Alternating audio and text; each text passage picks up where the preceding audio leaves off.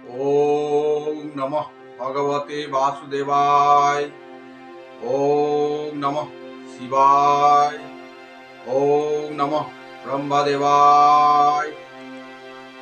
नमस्कार दोस्तों, प्रेम वार्ता में आप सबका स्वागत है। मैं हूँ प्रबोध कुमार हाजरा। आज एक नया एपिसोड लेके आपके सामने हाजिर हूँ।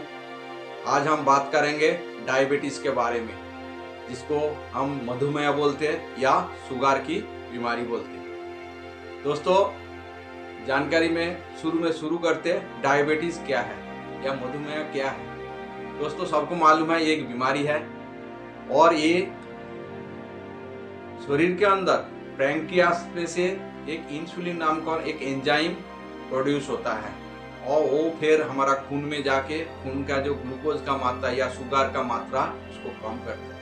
अगर किसी भी कारण ये इंसुलिन का प्रोडक्शन कम हो जाता या ब्लड के अंदर इसका फंक्शन सही नहीं होता, तब शरीर में जो ब्लड में ग्लूकोज का मात्रा बढ़ जाता है, जिसके वजह से शरीर के अंदर कई सारे प्रॉब्लम शुरू होता है, जिसको हम डायबिटीज के नाम पे जानते हैं। तो दोस्तों, अभी जानते हैं जो ये खून में या ब्लड में जो ग्लूकोज का मात्रा या शुगर का मात्रा है वो कितना होना चाहिए। दोस्तों, इसके लिए हम 3 लेवल बनाया गया, एक नॉर्मल, एक प्री डायबिटिक और एक डायबिटिक।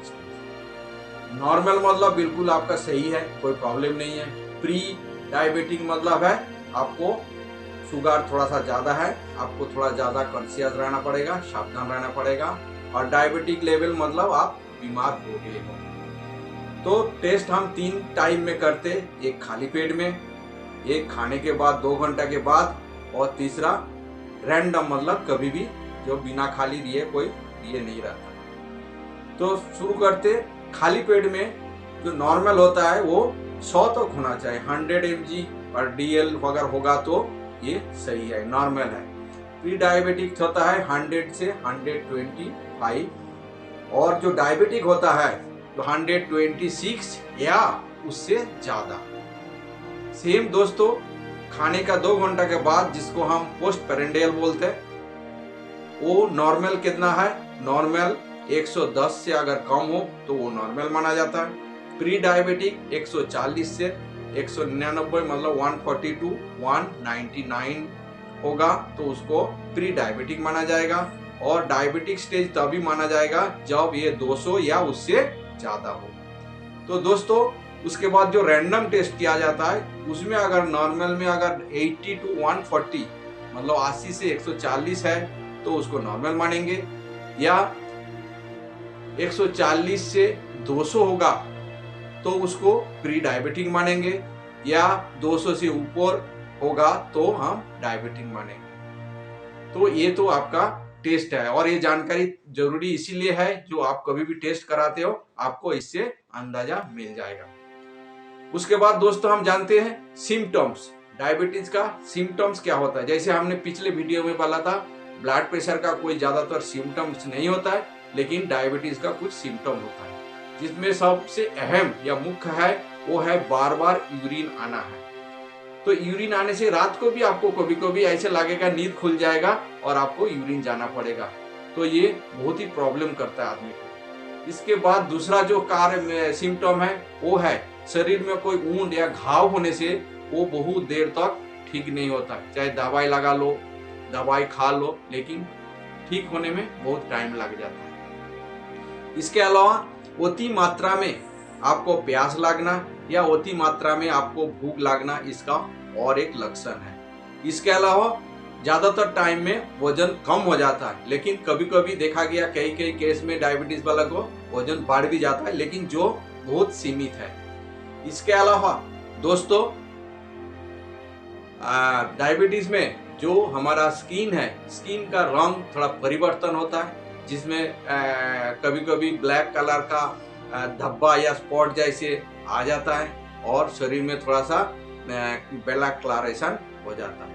इसके अलावा दोस्तों, आंखों का रस्सी ब्लूइश हो जाता है, मतलब थोड़ा धुंधलापन या काला जैसे नजर होता है, जिसको अस्पष्ट दिखाई देता है। इसके अलावा कभी कभी किसी किसी को मतलब कंसंट्रेशन में कमी होता है, जैसे किसी भी काम में मन नहीं लगा पाता या अपना ध्यान नहीं लगा पाता। इसके अलावा कभी कभी फेस में आपको ड्राइनेस महसूस होंगे या पेट में कभी कभी गड़बड़ी होता है। इसके अलावा दोस्तों फिर से जानेंगे हम किन लोगों को डायबिटीज का टेस्ट करना चाहिए। दोस्तों ये तो सिंपल बात है, जिसको कोई डाउट होगा तभी भी ये काम कर लेना चाहिए। लेकिन किसको डाउट होता है या होना चाहिए, उसका इस प्रकार से है। जिनकी उम्र 40 पार हो गया दोस्तों, वो उनको ये टेस्ट करवा लेना चाहिए या टाइम टू टाइम करके पता कर लेना चाहिए। या जिन लोगों को मोटापा है या जिनको लगता है कि हमारा वजन ज्यादा है, ओबीज है, या कोई लोग है जिन लोग शारीरिक परिश्रम कम करते, उनको ये बीमारी होने का खतरा ज्यादा होता है, इसलिए उनको टेस्ट करना चाहिए। उसके बाद जेनेटिक वाला, मतलब जिसका पूर्व पुरुष या पेरेंट्स डायबिटिक या मधुमेह या शुगर का बीमारी से ग्रस्त है, उनको भी होने का खतरा ज्यादा होता है, इसीलिए उनको भी टाइम टू टाइम टेस्ट कर लेना चाहिए। इसके अलावा जिनको दिन भर टेंशन रहता है या तनाव में रहते हैं, उनको ये बीमारी होने का खतरा रहेगा, इसलिए उनको भी टेस्ट कर लेना चाहिए। या जिन लोगों ने स्टेरॉइड का दवाई खाते हैं, उनको भी होने का खतरा रहता है। इसके अलावा जिनका शुगर का जो हमने लक्षण बोला था, सिम्टम बोला था, उनमें से अगर 2-3 सिम्टम्स आपको महसूस हो रहा है तो उनको ये टेस्ट कर लेना चाहिए। तो दोस्तों एक प्रश्न और है जो कई लोग पूछते हैं कि आजकल यंग जनरेशन को, मतलब युवा पीढ़ी को क्यों ये बीमारी लग जाता है। तो दोस्तों इसका मुख्य 2-3 कारण है, जिसमें से एक है देर रात तक जाग के काम करना, चाहे वो ऑफिस का हो या अपना कोई एंटरटेनमेंट का हो या इंटरनेट का सहारा लेना हो। इसके अलावा फास्ट फूड या जंक फूड का सेवन ज्यादा हो जाना। इसके अलावा एक्सरसाइज, योगा, व्यायाम के लिए टाइम कम हो जाना या करने का इंटरेस्ट कम हो जाना। या इसके अलावा बच्चों में से खेल कूद का टाइम ना होना या खेलने का सही जाएगा, जैसे खेलने का मठ नहीं अवेलेबल होता है, जिसका ये भी कारण हो सकता है दोस्तों, जब बच्चे का पढ़ने का टाइम होता है तब उनका ट्यूशन कोचिंग का बोझ हो जाता है। तो इसके अलावा एक और बात है दोस्तों, जो शुगर के पीड़ित महिलाओं को गर्भवती होना में कोई रुकावट है या नहीं है। तो दोस्तों इसका उत्तर है कोई रुकावट नहीं है। पहले जमाना में था, जब इंसुलिन हमारा चिकित्सा जगत में नहीं आए थे, तब ज्यादातर डॉक्टर महिला डायबिटीज से पीड़ित महिला को गर्भवती होने में रिकमेंड नहीं करते थे। लेकिन आज ये नहीं है। आप हमेशा अपना प्रेगनेंसी के लिए डॉक्टर से 3 महीना पहले कंसल्ट कर सकते हैं और डॉक्टर साहब आपको उसके हिसाब से एडवाइस करेंगे। और आपको माइंड में ये रखना होगा कि आपका इंसुलिन और प्रेगनेंसी साथ साथ होगा। और किसी को अगर टैबलेट चल रहा, कोई महिला को अगर प्रेगनेंसी नेला है तो उसको टैबलेट से इंसुलिन में जाना पड़ेगा, तो इसमें कोई प्रॉब्लम नहीं होगा।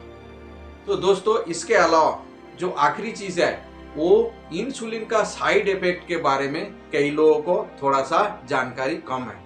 तो इसमें दोस्तों हम बताना चाहेंगे जो इंसुलिन का कोई साइड इफेक्ट नहीं है, लेकिन ये कोई फायदेमंद वाला औषधि है।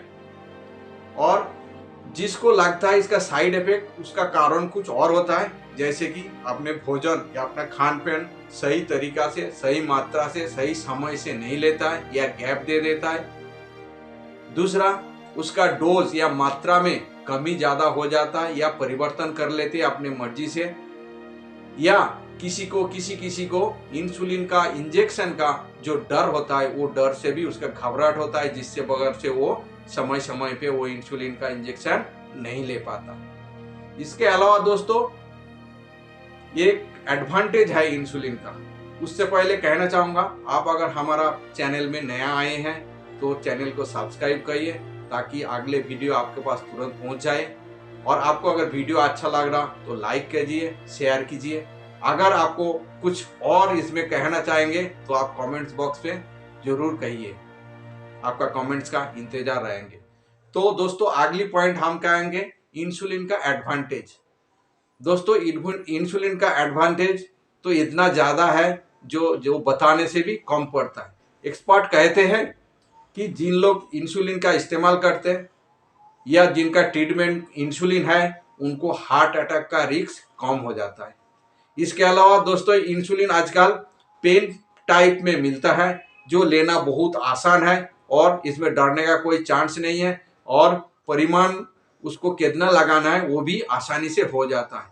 इसके अलावा इंसुलिन का पंप, इंसुलिन का पैचेस या इंसुलिन का इनहेलर भी बाजार में उपलब्ध है जो और भी इजी है और भी अच्छा काम करने वाला है। तो दोस्तों ये तो है इंसुलिन का बारे में जानकारी।